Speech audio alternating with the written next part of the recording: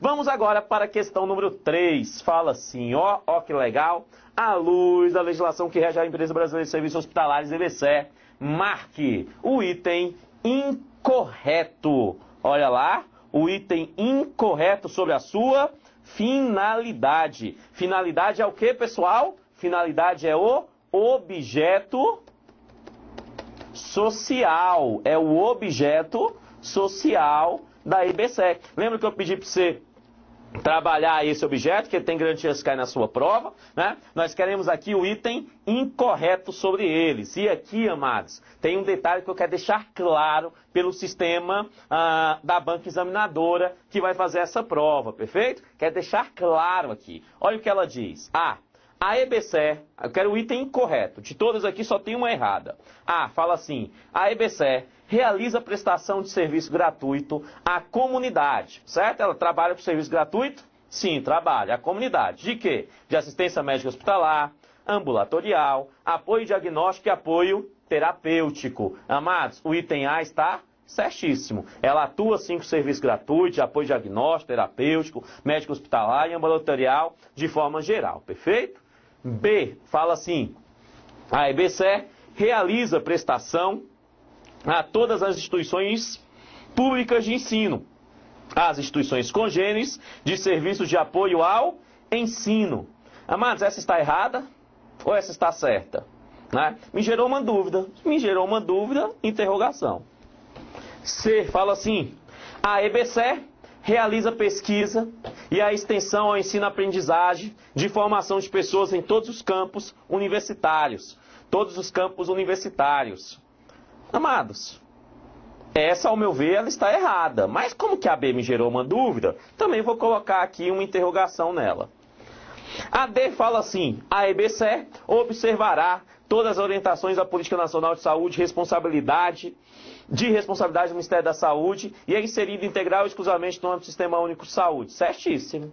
Né? A EBSER observa, sim, a Política Nacional de Saúde, que é de responsabilidade do Ministério da Saúde, e é inserida, sim, de forma integral e exclusivamente no âmbito do Sistema Único de Saúde. Certíssimo. Como eu quero o item incorreto, né? O item incorreto está, então, entre a B e a C.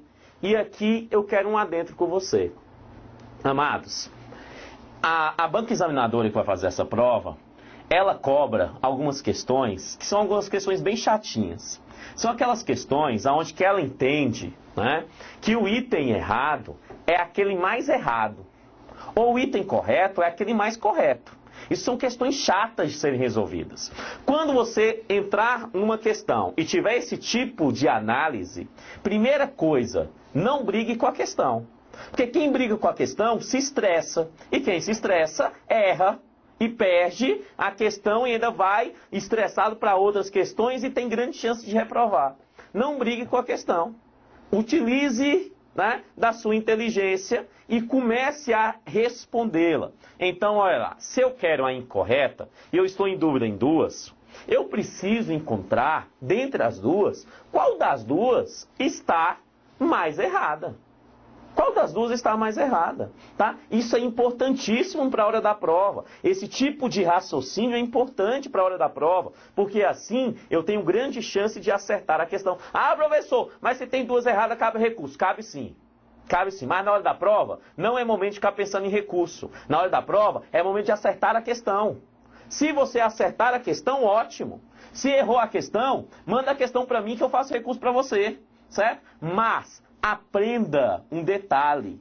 Na hora da prova, você precisa analisar a questão e acertar o item. Porque é acertando que vai você estar dentro. Então, não se estresse. E é por isso que eu coloquei essa questão do jeito que está aí. Para te ensinar como é que faz isso. Então, vem comigo. Olha aí que maravilha. Eu estou com dúvida em duas, não é isso? Olha lá. Estou com dúvida entre a B e a C. Qual das duas está errada? Eu sei se eu estou na dúvida nas duas. Para mim, as duas estão erradas. Agora, qual das duas está mais errada? Olha lá. A B fala assim. A EBSER realiza prestação a todas as instituições públicas de ensino e as instituições congêneres, né, de serviços de apoio ao ensino. Amados, ela está errada porque ele esqueceu de afirmar que essa prestação de ensino é na área de saúde, certo? Por isso que ela está errada. Ou seja, está errado por uma ausência. Certo? Por uma ausência. É essa que é a questão que está errada. Agora, a C, por que a C está errada? Fala assim, a EBSER realiza pesquisa e a extensão ao ensino-aprendizagem de formação de pessoas em todos os campos universitários. Se é todos os campos universitários, entenda que é no campo de saúde, que é no campo de engenharia, que é em história, em química, em filosofia, em mecatrônica, né? Em todos os campos universitários. Amados, o que está errado então? Né? Qual das duas está mais errado? A que esquece falando da saúde ou que afirma categoricamente que ela vai atuar em todos os campos universitários? Isso mesmo, amados. A que está mais errada dentre as duas, né, vai ser a letra C. É a letra C, porque essa diz que ela vai atuar em todos os campos. E nós sabemos que a sua ação é dentro da formação diária de saúde. Sendo assim, o item correto é o item C, né? Mesmo a contragosto, então, para fins de prova, a B seria considerada como certo, né? Como certo, tá? Para fins de provas, ela é entendida como certo nesse momento, tá? Nesse momento. É assim que se faz uma questão aonde nós sabemos que existe dentro da banca a possibilidade dela cobrar a mais correta, né? Ou a menos errada para poder entender como certo ou como errado, perfeito?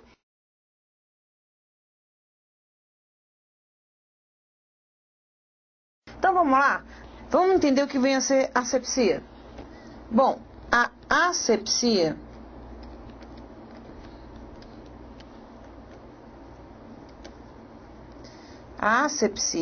nós vamos entender como todo procedimento que vai tentar minimizar, ou seja, diminuir ao máximo, tá? A exposição do meu conteúdo, do meu material a algum tipo de contaminação. Ou seja, então eu vou tentar levar o mínimo possível de carga microbiana externa para aquela pessoa. Exemplo, quando a gente fala de técnica séptica, eu estou falando que eu não preciso ter uma técnica totalmente estéril, mas eu tenho que tentar minimizar essa transferência de micro-organismos. Quando a gente fala de técnica estéril, qual é aquela que vem na sua cabeça por primazia? Ou seja, a principal dentro da enfermagem para o enfermeiro é qual? Exatamente, é essa que você está pensando. É a sondagem vesical de demora. E aí, essa sim tem que ser totalmente estéril, porque nós sabemos que a bexiga é um órgão estéril, tá? Até que seja feita a sua primeira caracterização, e aí a gente sabe que a partir de um determinado momento a gente tem uma colonização ali. Mas, entretanto, é um órgão estéril, que não tem contato com micro-organismo nenhum. Mas se eu falar para você de técnica de sondagem nasogástrica, bom, a nasogástrica, a gente sabe que ela vai ter que passar por onde? Ela vai passar necessariamente pela nasofaringe ou então pela orofaringe. Todos os dois locais são colonizados, existem micro-organismos ali. Então eu não tenho como fazer uma técnica estéril, mas eu tenho como fazer uma técnica asséptica, que vai minimizar o máximo possível de contaminação que pode estar sendo transferida. Aí, os micro-organismos. Por isso, a importância de tomarmos cuidado. E aí, quando a gente observa essa mesa que está aqui montada, tá? Essa mesa cirúrgica, que é uma mesa totalmente estéril, eu tenho materiais dispostos que estão estéreis aqui dentro e que não tem problema manipular. Por exemplo, a seringa, que vem dentro de um pacote estéreo, as pinças também, a luva estéreo, que também vem dentro de um pacote estéreo, e aí até um catéter aqui. Então, vale lembrar que eu tenho diferentes formas de manter o material estéril. E aqui, para a gente, é importante entender isso. Nós temos um tipo de embalagem que vai ser de algodão cru, outro que vai ser de papel crepado, outro que vai ser de papel grau cirúrgico, e aí vai. Agora, o que me importa é que eu tenho que garantir que esse material permaneça estéril até o período de sua utilização. Como eu vou fazer isso? Seguindo padrões assépticos. Cuidados importantes nós vamos ter que tomar. Então, lembrando aí, ó, asepsia, eu estou me referindo, então, a objetos inanimados, ok?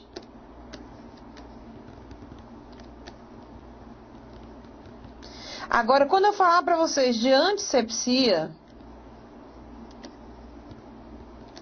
estou falando de tecido vivo.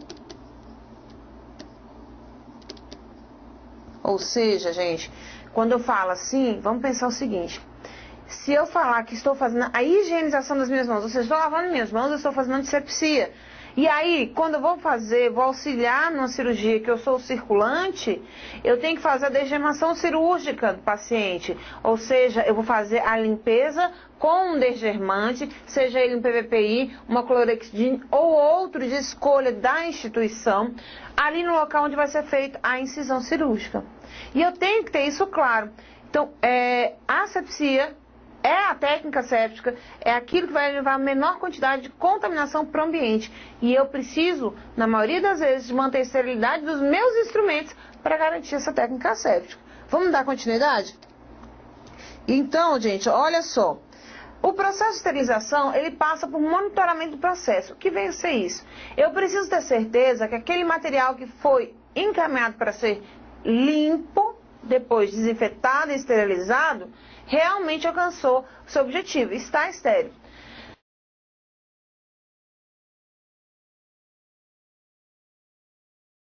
Então, pessoal, inicialmente eu vou passar para vocês alguns conceitos, né, que envolvem a questão relacionada à CCIH, Comissão e Controle de Infecção Hospitalar. Assunto esse, pessoal, muito abordado em concursos anteriores.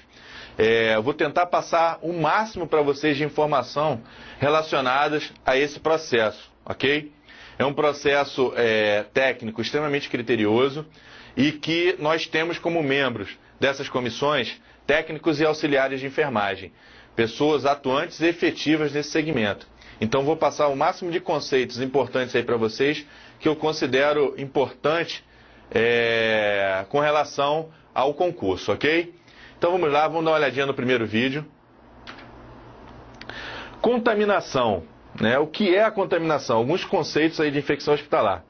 Presença transitória de micro-organismos em superfícies sem invasão tecidual ou relação de parasitismo. Pode ocorrer em objetos inanimados ou em hospedeiros, né? Um exemplo aí, a microbiota transitória da pele, né? Principalmente das mãos. Nós sabemos que a nossa mão, ou a nossa pele inteira, é revestida por micro-organismos. Um exemplo desse seria o Staphylococcus epidermidis, né? Ele, em contato com a pele íntegra, ele faz um processo simbiótico. Não gera nem problema para a gente, nem para o micro-organismo, correto? Então, isso daí não significa que ele seja um agente patogênico, ok? Então, entendo aí que contaminação pode ser tanto para materiais inanimados ou pele, ok? Vamos voltar no material. Colonização.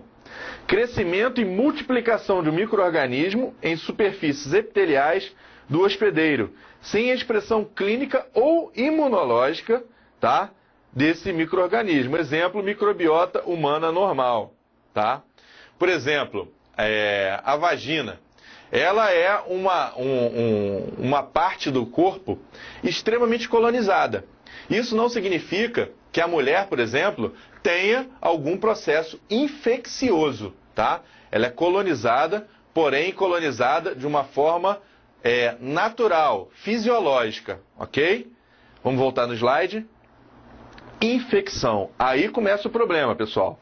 São danos decorrentes da invasão, multiplicação e ação de agentes infecciosos e de seus produtos tóxicos no hospedeiro, ocorrendo interação imunológica, tá?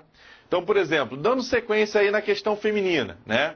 A mulher, por exemplo, que teve porventura algum processo infeccioso, uma infecção na garganta, né? E fez uso de antibiótico, ela provavelmente irá desenvolver alguma vaginite, tá? Por exemplo, uma candidíase. Por quê? Dentro desse controle, dessa microbiota natural da colonização vaginal, tá?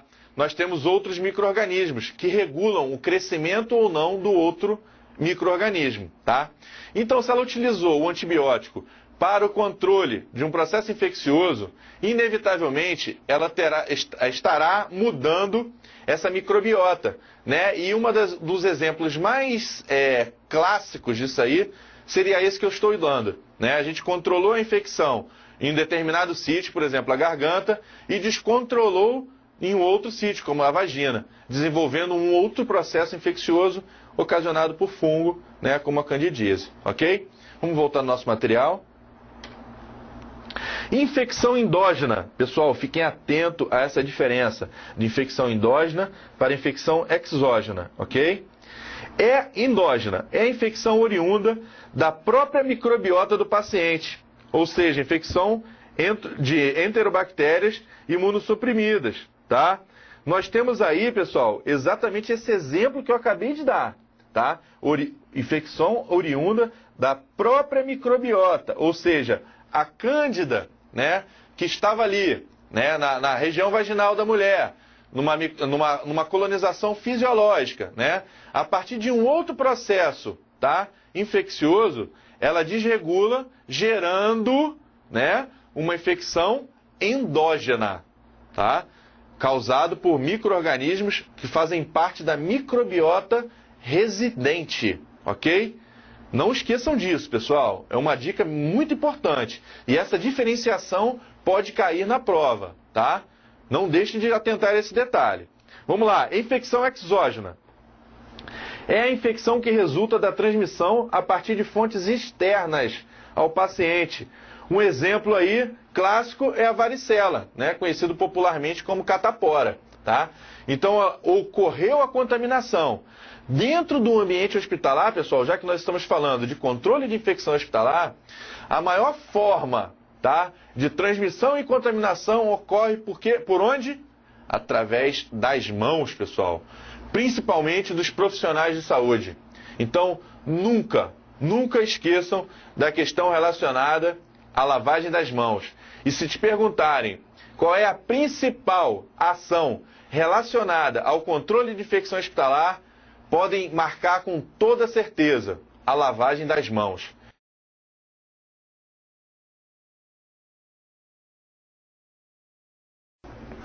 Vamos começar o tema então falando sobre queimaduras. Eu lanço a pergunta já com a resposta e vamos observar o decorrer dessa história. Quais são os graus das queimaduras e qual a estrutura da pele elas podem atingir? Podemos observar que nós temos como queimadura. Há literaturas que vão nos mostrar primeiro, segundo, terceiro e quarto grau, mas vamos mencionar as principais. A queimadura de primeiro grau ela acontece. É uma lesão da epiderme, é uma lesão que vai acometer a epiderme. Então, é uma lesão menos grave. É aquela que nós temos no caso de insolação, onde a pele fica avermelhada ou hiperemiada. Já a queimadura de segundo grau vai envolver epiderme e derme. É uma queimadura onde nós temos presença, por exemplo, de flictemas, não, que são bolhas com resíduo líquido. E por último, nós vamos ter aquela mais grave, que é a queimadura de terceiro grau, que vai ocorrer necrose de coagulação da pele. Essa queimadura vai destruir epiderme, derme, tecidos adiposos, pode atingir também músculo e ossos. Então, essa é a pior de todas as queimaduras e precisa-se de enxerto para corrigir o dano tecidual acontecido. Outra perguntinha sobre queimaduras é: cite a